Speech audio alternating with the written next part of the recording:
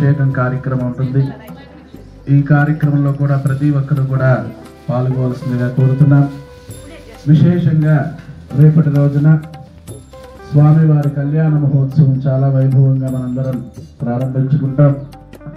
ఈరోజు విశేషంగా మంగళ స్నపన కార్యక్రమం జరుగుతుంది.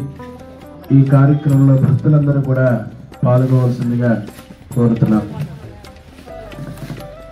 చేశారమ్మా అందరూ ఎవరైనా ఒకరు లేచి వాళ్ళకి కూడా ఇచ్చేసారు.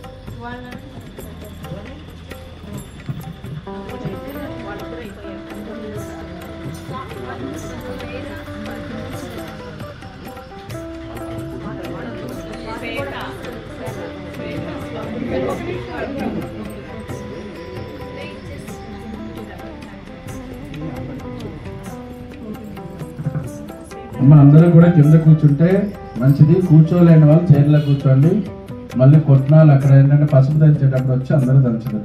ఈ కార్యక్రమం మన ఒక్కరిది కాదు, అందరిది కాబట్టి చక్కగా అందరూ ఇన్వాల్వ్